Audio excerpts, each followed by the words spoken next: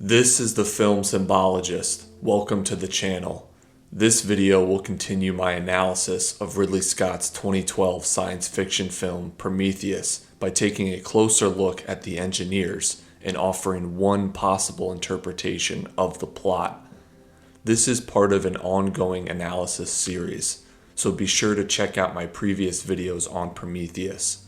In the last video, I discussed the influence of Mary Shelley's 19th century Gothic horror novel, Frankenstein, on Ridley Scott's 21st century science fiction film. If you haven't already, I suggest watching that video before watching this one.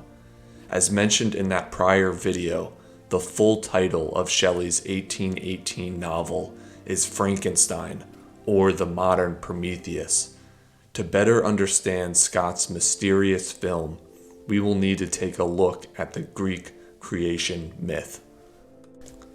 There are many works from ancient Greece that depict the Prometheus myth, including Hesiod's Theogony from the 8th century BC, Aeschylus's Prometheus Bound from the 5th century BC, and Plato's Protagoras from the 4th century BC.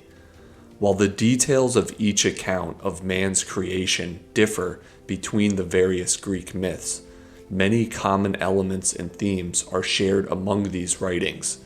In most accounts, mankind is created amidst a great cosmic war between the Titans and their offspring, the Olympian gods. Tradition holds that long before the creation of man, Kronos and the Titans reigned supreme over everything. To gain his power, Kronos had overthrown his own father, Uranus. Fearing that the same thing may happen to him, Kronos repressed his descendants. Eventually, though, these fears came to fruition and the Titans were usurped by their offspring.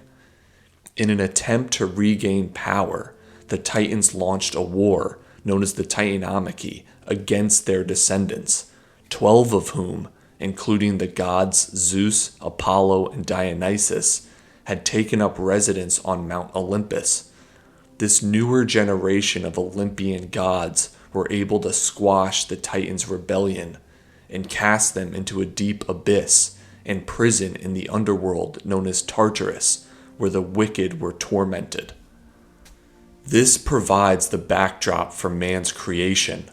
Prometheus, a Titan who did not participate in the rebellion against the Olympian gods, was not sent to Tartarus.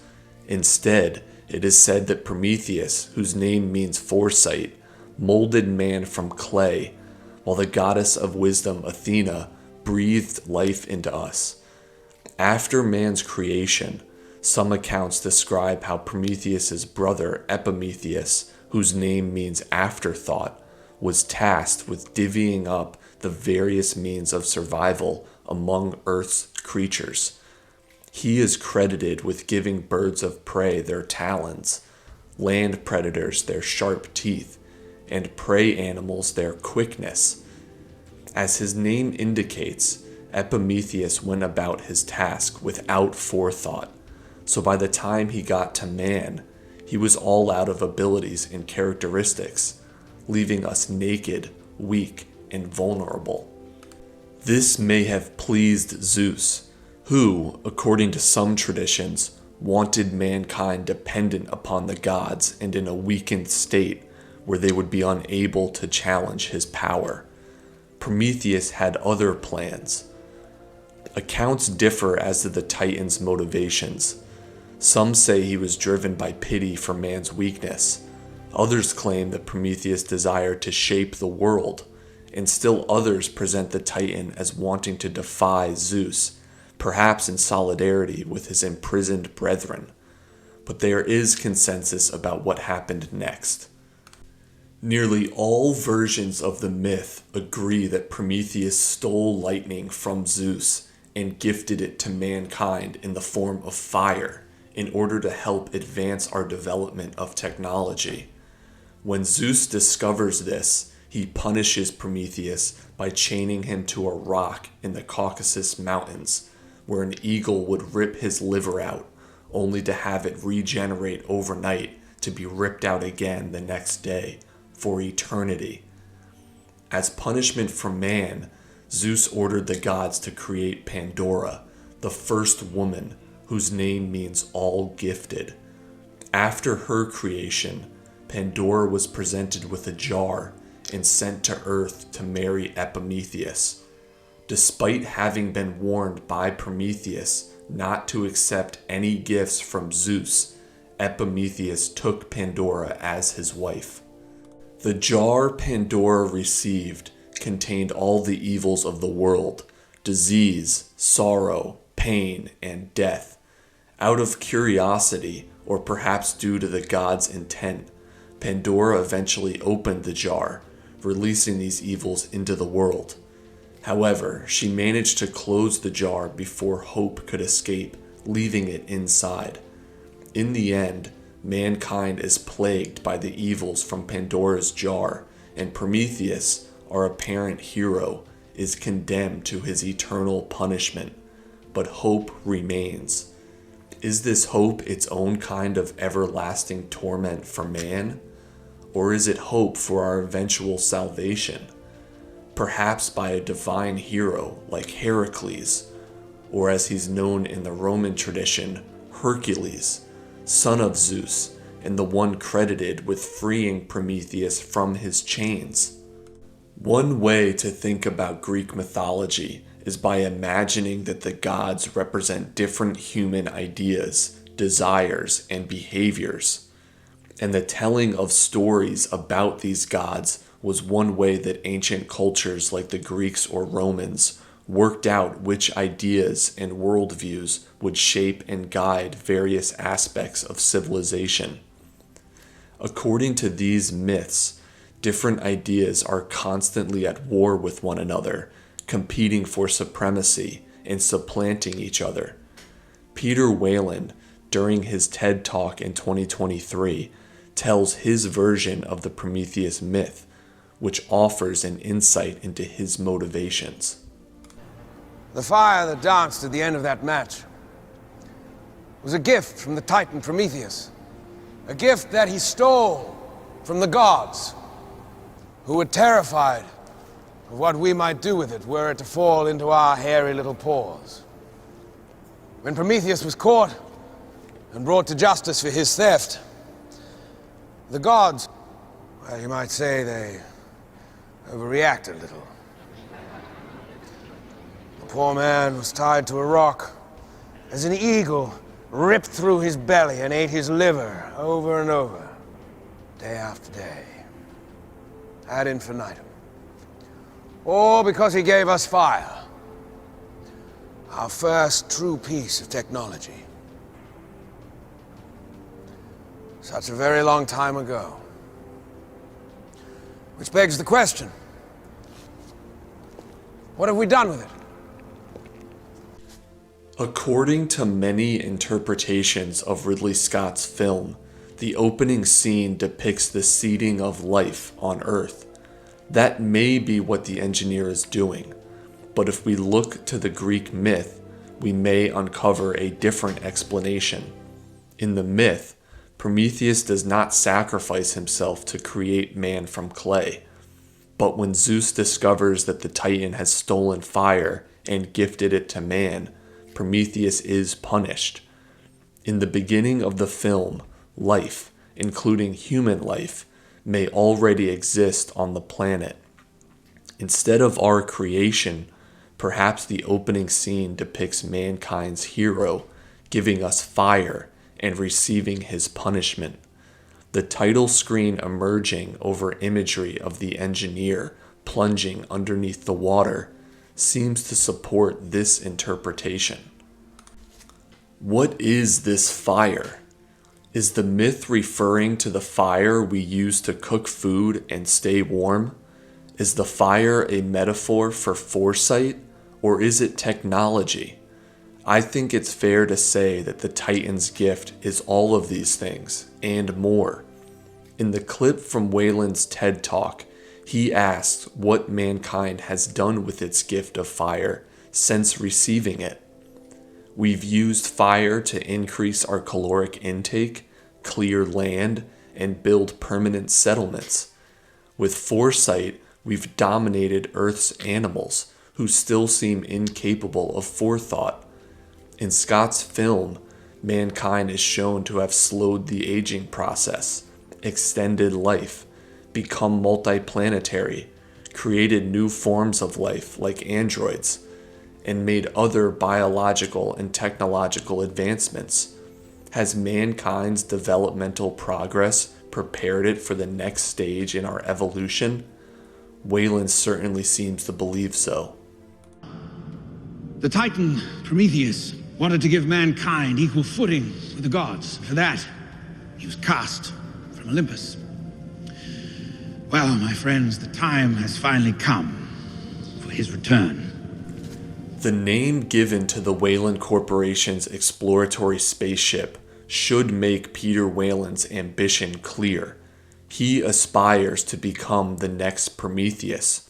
Weyland, with David's assistance, is freed from the endlessly repeating cycle of human existence on the third rock from the sun.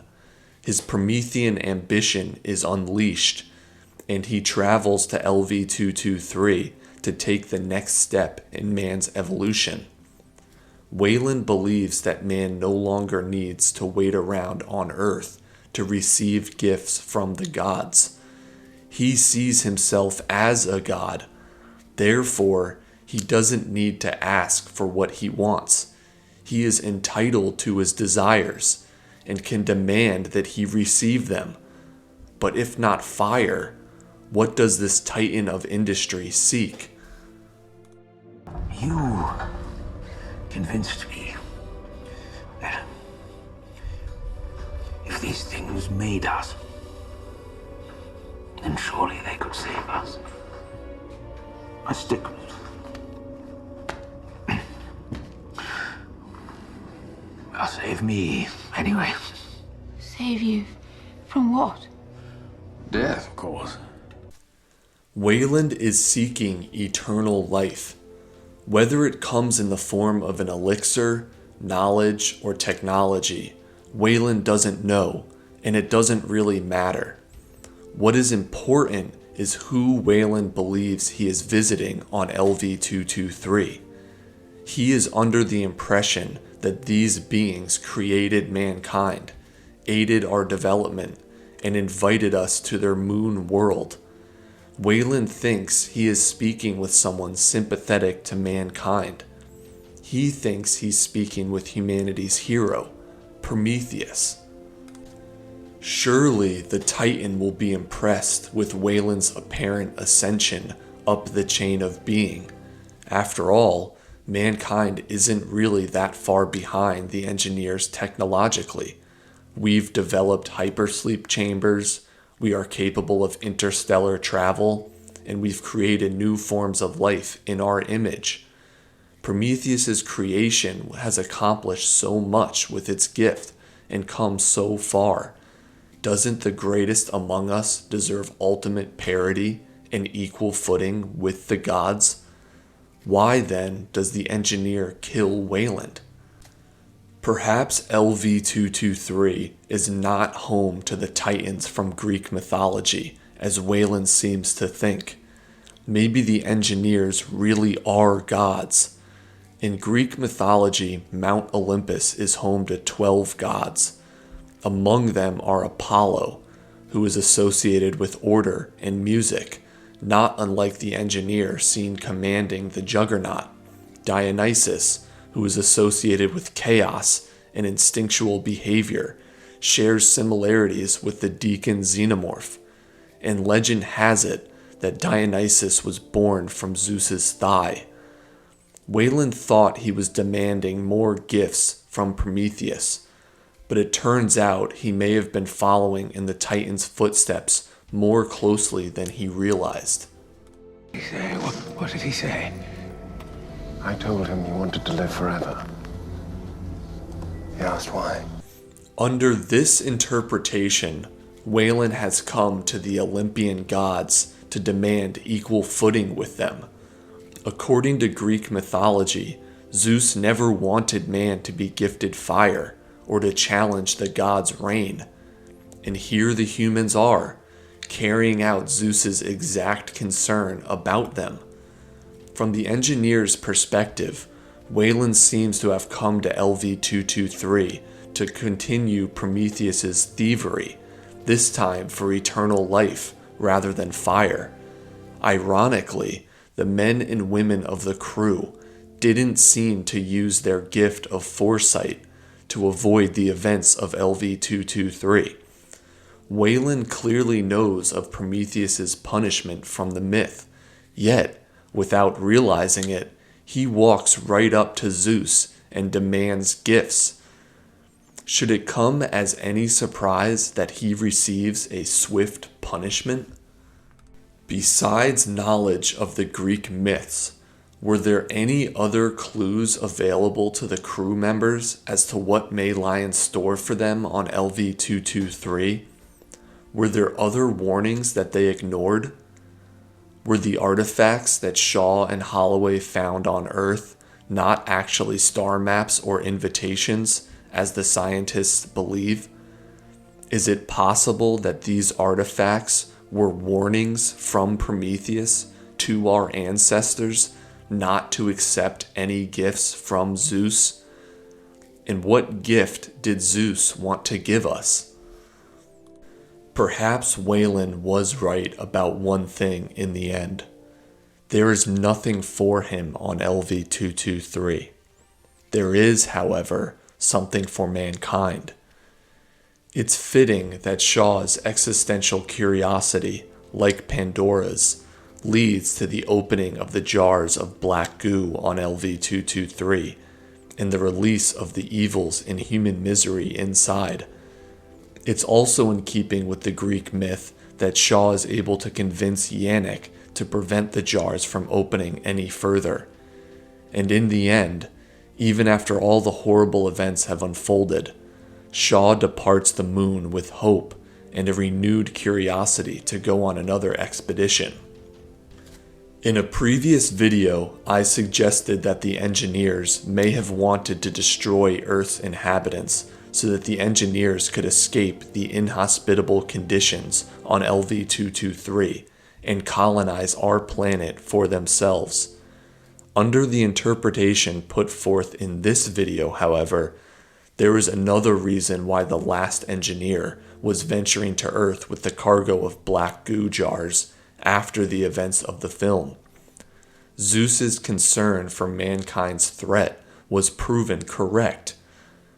But why were the engineers going to gift our ancestors the black goo in the 1st century AD, millennia prior to humans possessing any technology that would have posed a threat to the engineers? Advancing human development was not the only thing our ancestors did with fire. They also waged war, caused destruction, maimed, killed, and burned civilizations. Holloway experienced the destructive capabilities of fire. Zeus's planned punishment may not have been solely about protecting his power. He may have wanted to put an end to the suffering humans were causing to one another.